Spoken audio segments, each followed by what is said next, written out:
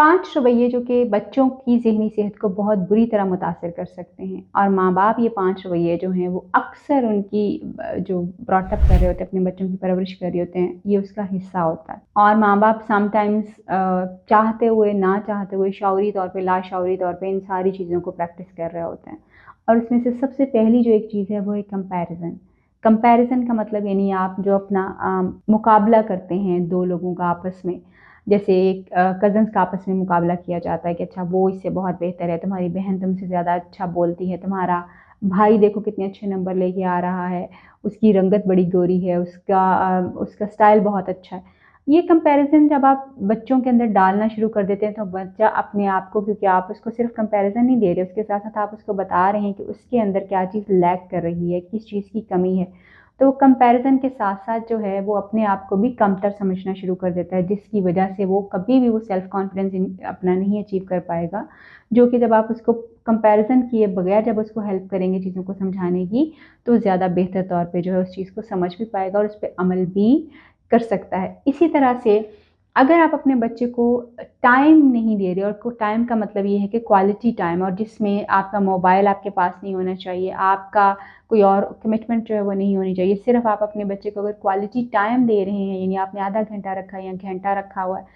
मगर उस टाइम में सिर्फ़ आप अपने बच्चे के साथ जो है वो बैठे हुए बात कर रहे हैं और उससे चीज़ें डिस्कस कर रहे हैं, तो ये आपके बच्चे की ज़हनी सेहत को इम्प्रूव करेगा। क्वालिटी टाइम ना देना बच्चों को जो है, बच्चों को कभी ये चीज़ें नहीं सिखाता कि हमें किसी इंसान के साथ बैठ के सारी चीज़ों को एक साइड पे करके सिर्फ़ उसी के साथ बातचीत करनी होती है, उसी के साथ अपना ताल्लुक जो है बनाना होता है, या उसके साथ अपने मोमेंट्स को जो है वो शेयर करना होता है। सो बहुत ज़रूरी ये है कि आप अपने बच्चों को जो है वो क्वालिटी टाइम दें। तीसरी एक इम्पॉर्टेंट चीज़ जो है वो ये है कि अक्सर माँ-बाप जो हैं अपने डर और ख़ौफ़ की वजह से बच्चे को कोई चीज़ जो है वो करने नहीं देते। यानी उसको जो है वो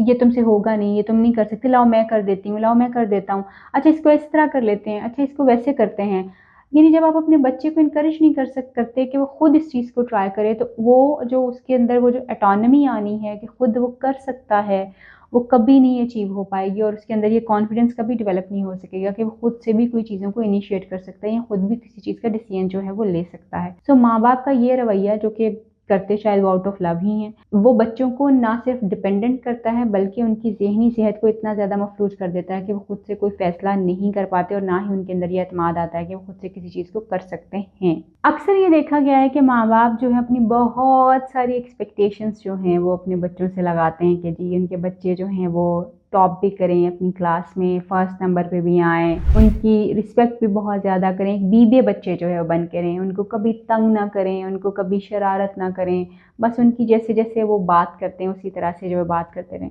ऑनेस्टली कभी आप सोचें तो सही, आप एक इंसान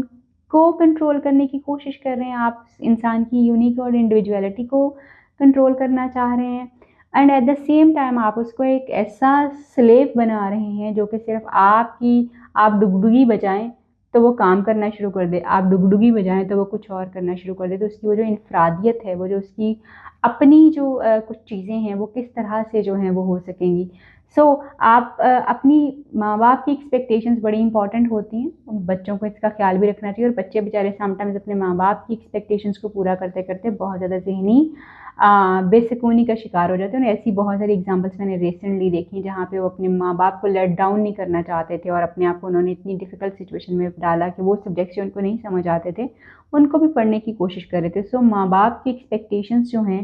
वो अपने बच्चे से एक बेहतरीन इंसान बनने की होनी चाहिए। इसके अलावा उसने पढ़ना क्या है, वो कितना पढ़ रहा है, मेरे ख़्याल में इसमें सिर्फ़ गाइडेंस आपको देने की ज़रूरत है। उसके ऊपर अपनी एक्सपेक्टेशंस, या वो टॉप ही करे, वो आपको एक्स्ट्राऑर्डिनरी परफ़ॉर्मेंस ही दे, या कुछ गलत किस्म की आपकी जो है एक्सपेक्टेशंस हैं, जो बच्चे को एक मुश्किल टाइम में जो है वो डाल देती हैं। इसी तरह से बच्चे को जब जो है आप गैर ज़रूरी उसके ऊपर रिस्ट्रिक्शंस लगाते हैं, यानी मुफ़्त की कुछ चीज़ें ऐसी होती हैं जो बच्चों को अगर आप कर लेने देंगे तो उससे कोई ख़ास फ़र्क नहीं पड़ता, बल्कि बच्चा उससे खुश ही होता है कि उसके माँ-बाप ने बड़े आराम से जो है उसको किसी चीज़ की इजाज़त दे दी है, या वो बड़ी आसानी से जो है वो कर सकता है। कुछ चीज़ों के ऊपर ओवर ड्यू रिस्ट्रिक्शंस जो होती हैं हमारे घरों में लगी हुई होती हैं, वो बच्चों को अक्सर बागी बना देती हैं। बच्चे जो हैं उनमें क्यूरोसिटी का एलिमेंट बहुत ज़्यादा होता है। आपने जिन चीज़ों से बच्चे को मना करना है और काइंडली मना करते वक़्त ये ज़रूर सोचिए कि वो जो मना कर रहे हैं आप जिस बात से, क्या वो वाक़ई इस तरह की बात है कि उससे मना किया जाना बहुत ज़्यादा इम्पोर्टेंट है? या बस आपने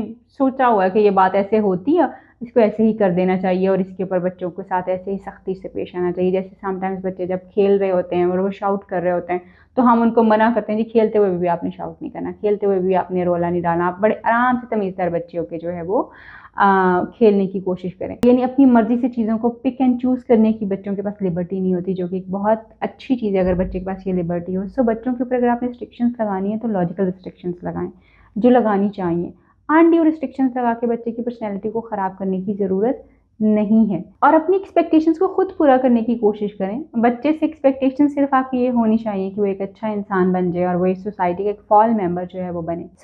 कोशिश कीजिए कि जो 5 रवैये मैंने अभी आपसे डिस्कस किए हैं, आप इनको प्रैक्टिस ना कर रहे हों अपने बच्चों के साथ, बल्कि इसके ऑपोज़िट कुछ पॉज़िटिव चीज़ें जो आप प्रैक्टिस कीजिए। जिन चीज़ों से आपने बच्चों को मना करना है, उनको मना कीजिए। जिन चीज़ों पे आपने उनको मना करने के बाद इजाज़त देनी है, फिर मना ना कीजिए। उनको उसी वक़्त जो उनकी बात को मान लीजिए और बिला वजह की चीज़ों के ऊपर मुख्तलिफ़ जो चीज़ें होती हैं, उसके ऊपर बच्चों के ऊपर बहुत ज़्यादा बेजा रोक-टोक जो है वो मत कीजिए, क्योंकि ये बच्चे की पर्सनैलिटी को डैमेज करता है और बच्चा ये अपने दिल में चीज़ें रखता है। उम्मीद करती हूँ ये वीडियो आपको हेल्प कर पाएगी आपके बच्चे को बेहतर तौर पर ट्रीट करने में। अपना ख़्याल रखिए, आपसे फिर मुलाकात होगी किसी नई वीडियो में, किसी नए टॉपिक पे बात करेंगे। तब तक के लिए अल्लाह हाफ़िज़।